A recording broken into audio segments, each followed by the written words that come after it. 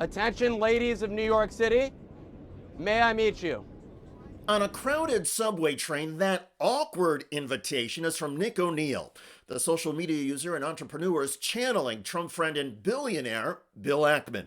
I think what the president is doing is trying to solve that problem. While Ackman usually offers financial advice, the hedge fund CEO recently posted on X, "I hear from many young men that they find it difficult to meet young women in a public setting.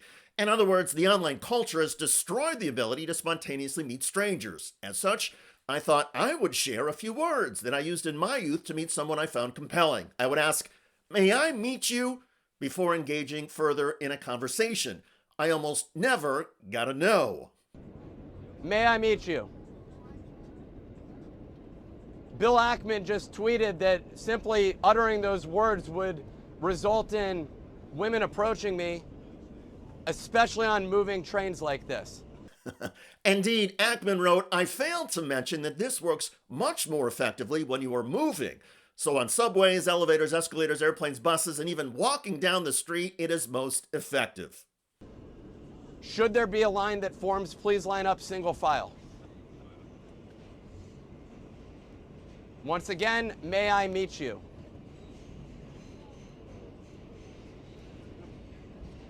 Bill Ackman's advice clearly was awful.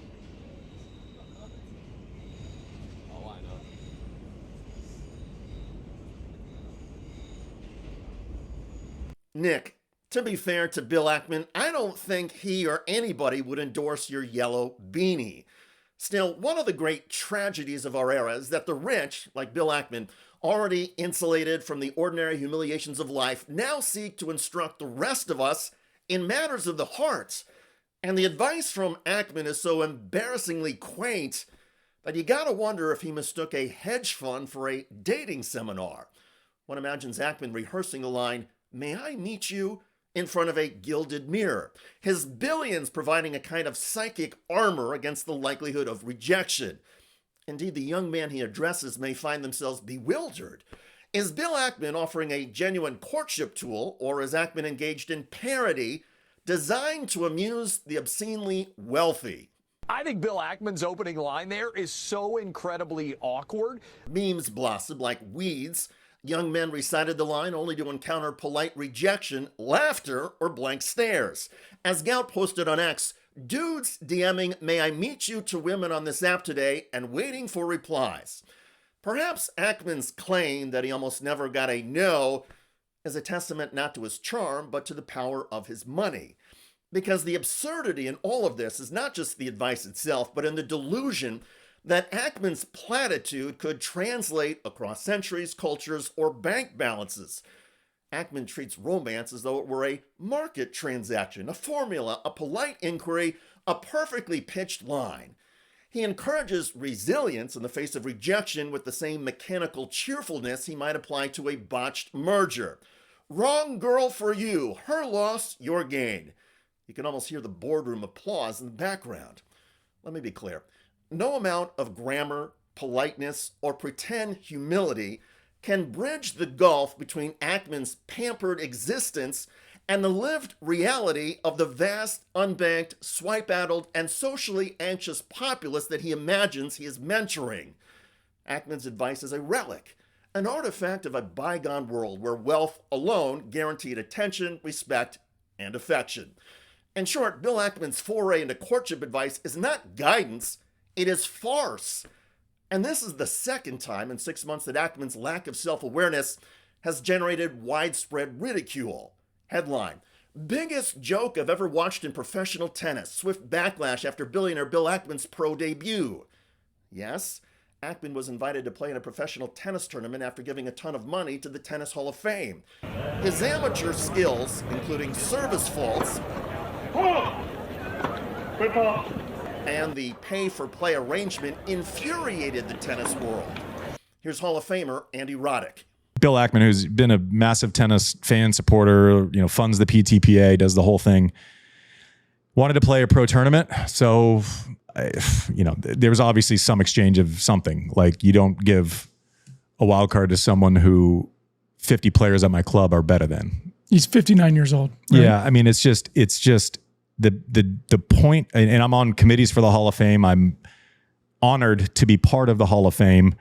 I have great relationships with people at the Hall of Fame, and also you can disagree with people that you have a good relationship with.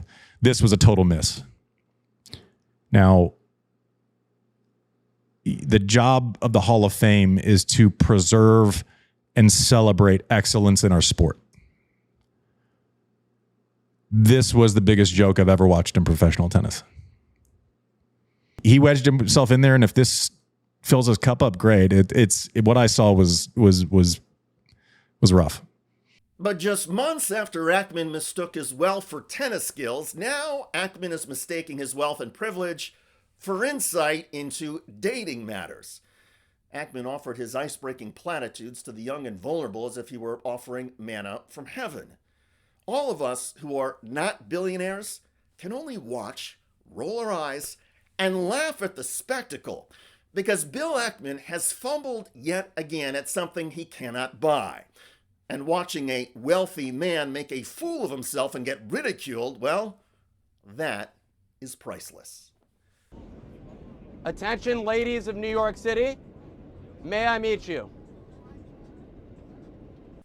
By the way, Bill Ackman's fellow billionaire and friend Donald Trump is now getting shredded for reversing course on the Epstein files. I don't care about it, released or not.